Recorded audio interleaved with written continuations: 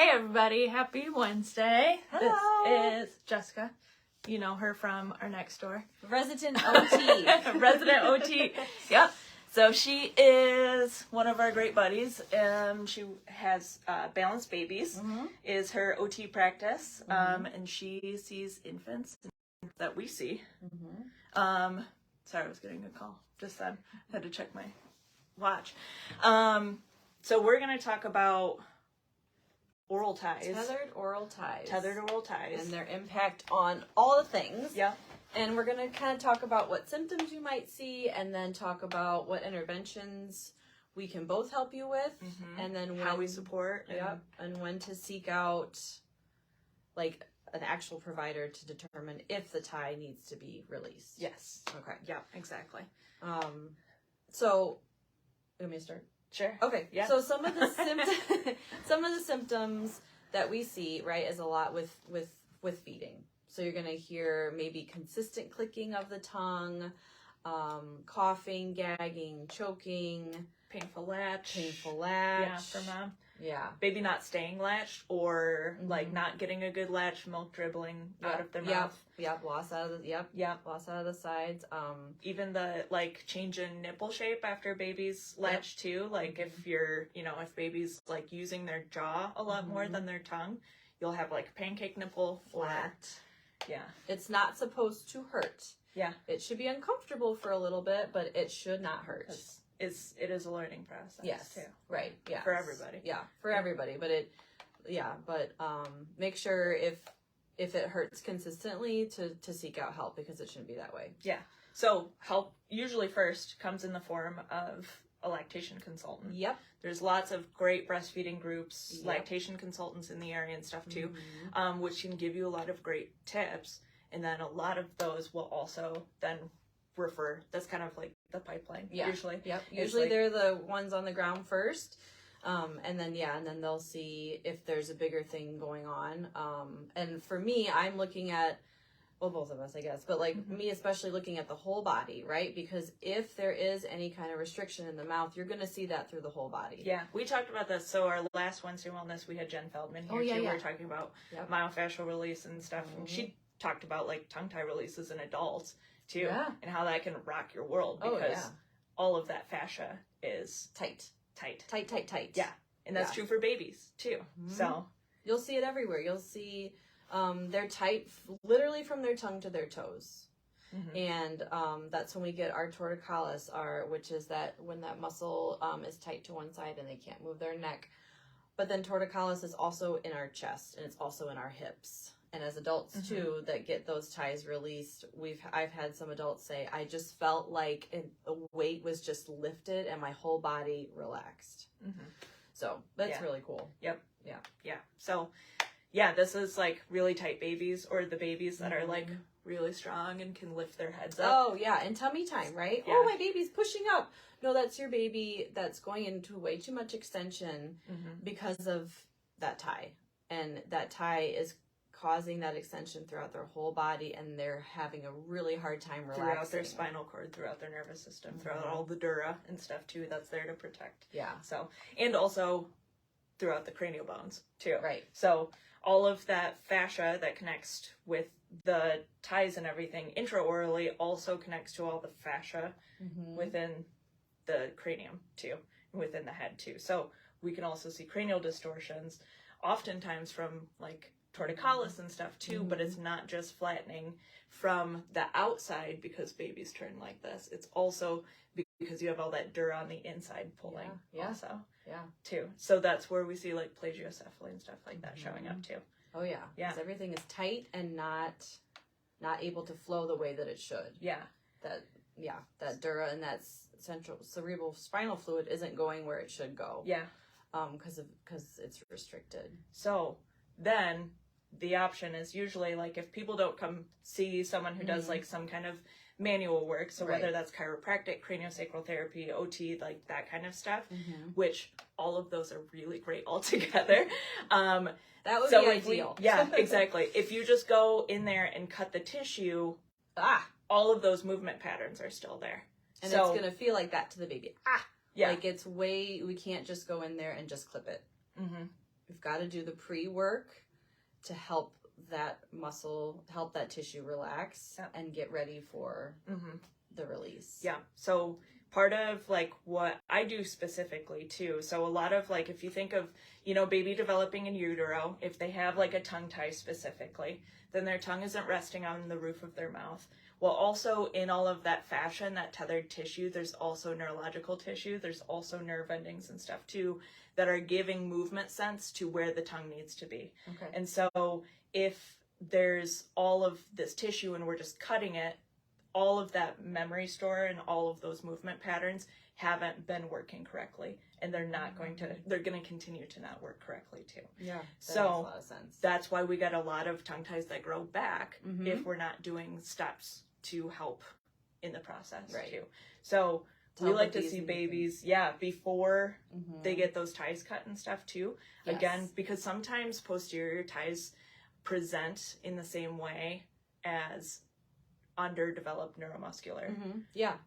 Or neuromotor control. So sometimes we can do enough to wake up that neuromotor control and help relax the tissues in the cranium. Right. And you might not need it. Might not need it to be done. Yeah. The pre-work is so important. I cannot stress that enough. Like seeing babies I've seen babies just right after they had it, and then seeing babies that I've been able to see before and then after they have it, it's such a difference. And it's not that long. Like it doesn't need to be that long. Maybe like 4 to 6 weeks would be ideal, but we can give, as an OT, I give parents lots and lots of tools to help calm that nervous system and calm that tissue before you're going to go in and do it. And then the post work, like Dr. Annie was saying, is so important to prevent that tissue from reattaching in the way that it was. Yeah. We have to help it learn, this is your new normal, this is your new anatomy. And some babies will pop on the breast and it's like a Christmas miracle and they just go, but some won't. So we have to continue to work with babies and mom and really help them to learn their new anatomy and the new way their tongue moves. Because it could be really tricky. Yeah. Yeah. For sure. Yeah. Yeah. What else? I don't know.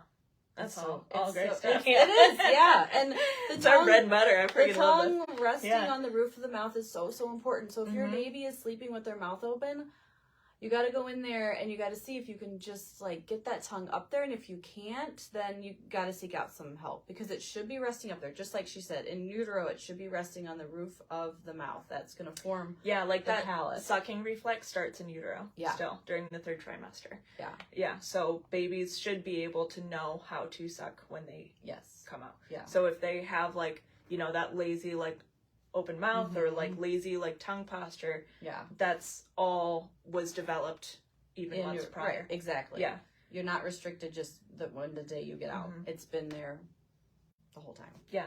Yeah. And so some of that too can also, some of that like neuromotor issues can come in because of like the birth process and stuff too, because of like how baby's cranium exited the canal or how they were pulled out via C-section or even a vaginal delivery too. So sometimes we'll see babies, like you can see this nice skull shape here. Sometimes we'll see babies with the really pushed up occiput and the really flat.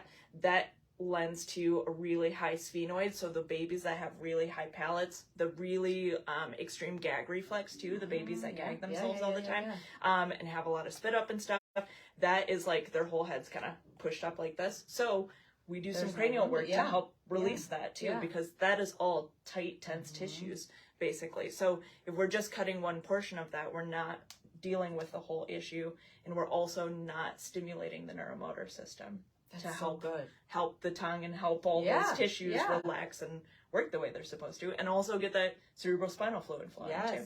Yeah, because these first few months are so important to set up this good foundation. If we can help the baby's cranial bones be formed the way that they should before they start moving and before they start doing all these things that then will be harder to do, or then they get into all these compensatory strategies and then we just got a whole other thing going. Right.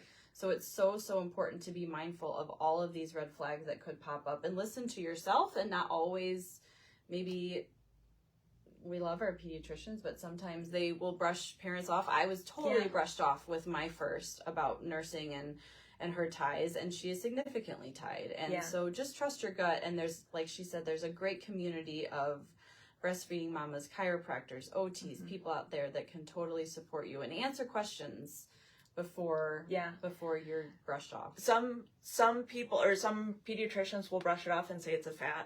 Like, and you know what? New research isn't a fad. No. It's, as we learn more, we do better. We know better. Yeah. And that's kind of we're discovering more things. And it's, that's why we're talking about adults with ties too, because this wasn't really something we looked for and something that we expected when we were children. Yeah. So now that we know better, we know to look for these things for babies. Yeah. We know how it affects their development, their sinus development, how, allergies, asthma, like all of these things are becoming more prevalent.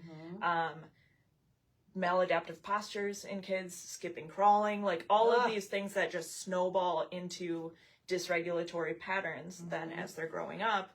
And then, and then it's so much harder. You have that quote on your wall, I think. It's so much harder to fix than It's better to raise healthy children than to fix injured adults. Like an open mouth posture is not typical. That is not what should be. It should be closed. That tongue should be up. And if it's not, you've got some oral motor dysfunction. It's never too late to revise a tongue tie ever. I'm going into my own myofunctional therapy to work on my tongue resting posture because it's not up. I know it's not. And so it's never too late. But if we can do it when the babies are little like this, it's so much better. Yeah. It's so much better. And then you're like, you're setting them up for just a different trajectory in life too, right? So then we don't have a bunch of tense kids that can't sit still in school. So many. And the oral motor stuff is so cool. I love nerding out about it. That's why Rachel's on vacation, so I was like, you know what we're gonna talk about? We're gonna talk oral motor stuff. Oh, it's so good. The just the like you said, the new research that's coming out and how like picky eating and all these things that we think, oh, it's just sensory. But if your tongue can't move over to chew that meat or whatever, then you're not going to eat it. Yeah. And then maybe it does like snowball into like, okay, well now I'm 11 and now I only eat bread and cheese or whatever. Yeah. But like that starts out because you have poor tongue mobility and you cannot chew the harder foods. Yeah, exactly. 100%. So we want soft, bland foods. I mean, that's, we want pouches and we want, whatever. Easy mac and cheese. Yeah, mac and cheese. Yeah. But give them something crunchy and it's like, I can't do this. Yeah. So it's which is tongue. Most fruits and vegetables. Right. Like, that's like the healthy stuff. Or meat, like stuff that kids should be chewing and stuff like that. Again, like all those tethered oral tissues, like can lead to TMJ, like all that kind of stuff too. So I mean, it's huge. The tongue impacts everything. Like she was saying, the posture, like think about, I don't know if you can see me, but like, you look great. This posture. Oh. No, not good. Yeah. And then the shoulders, like think about how many people walk around with this. Ugh. I can't not see it anymore. I can't not see it anymore. At the mall, just watching. I know, people. Just watching people and watching these just kids of all ages and my own kids, and it's really it's impactful when you know, when you can see it, and when you when you recognize it too. Yeah. So, I mean, that's why we do what we do. Yeah. So we can help support kids, help their families and stuff too. And I've become more assertive about it in my own like social. I'm like, I need to close your mouth. It's not in the way it should be. Like I've kind of been like, now I know a lot more, and I've got education under my belt, and I know what I'm talking about, and I'm not just your friend that's an OT. Sorry. Yeah. But yeah, we are here to help. Ask questions, please. The OT chiropractic IBCLC team, craniofacial, Jen, everybody is such a good team. Grand Rapids has a really good team. We do. We have so many great resources around here. Yeah. And it's, I mean, please. Yeah. Reach out and ask questions because we can help your babies. Yeah. And your older kids too. It's awesome that we don't have to do everything because there are so many people who are experts in their fields that are around here, which is so freaking great. Yes. How lucky we are. We really, yeah. There's a great, great, great community of people that know that they know what they know, and then they know when they need to refer to other people. Absolutely. And that's what we all need. People ask me what they should do at home, and I'm like, I don't know what your home looks like. But Jess can come to your home. But I can come. Yeah. And I can tell she can tell you exactly what you should be doing. I can tell you how to get your baby moving. Yeah. Yeah. How to play with your baby. How to do tummy time better. How to develop those neuromotor pathways that are going to reinforce what I do. And yeah, absolutely. Yeah. We got to start these babies off from the bottom up, getting all these good neuromotor pathways. Yeah, so building a strong foundation. Yeah. We should put that quote on your wall right here. Building a strong foundation. We'll just have it behind the yes. Yep, fix them early. Block by block. Yes. Yeah. But yeah, tongue ties are, like you said, it's not a fad. Please don't let anyone say that to you. We have so many providers that are saying that to parents, and it's really, so just know, trust your mom gut, trust your dad gut, trust that spitting up everywhere is not normal, colic is not normal. Like, those are things that can, you don't just have a fussy baby, you don't just have a sad baby. Yeah. And it might Babies have 3 jobs. They need to eat, sleep, and poop, and that's what they need to do. And it might not be a tie. That's not what we're saying that everything is. But oral, you can have tightness just in your oral, like just in the muscles of your face, that with therapy, with chiropractic care, can help release that tension and have better outcomes. It doesn't necessarily have to be tied. Could be upper cervical subluxation. I mean, there's some, you know, there's a lot of things that it could be, but that's why we're trained how we are. Yeah. And that's why we're experts in our field, is to be able to differentiate and tell you exactly, like, this is what's going on. I think it's from the birth process. I think, you know, it's because of this or this. This is because you only, when you feed them, you only hold the bottle with your left hand or whatever. Like, that's what I'm looking at is like, well, what's the environment like? How are you holding your baby? Oh, I only hold him like this. Okay, well, let's try this. I didn't even think about it. Bam. Yeah. It doesn't have to be rocket science, and it doesn't have to take long. Yeah. It doesn't have to take long. That's, I think, the other big thing. That's is the beauty like, of it. Yeah. It takes a long time to fix the older ones. It doesn't take a long time to fix the babies. Exactly. It doesn't. And I hate saying the word fix. I'm sorry. Help. Help the babies. It doesn't take very long. Yeah. It doesn't. That's why babies are the best. They're so fun to work with. Babies are the best. Yeah. Makes us feel good too, because they change so quickly. Yeah. And then we know what we don't know, which is good. Like, and then we go say, help, I need you to help. I need you to take a look at this baby. And yeah. Anything else? I don't know. I know, it's good stuff. It's such good stuff.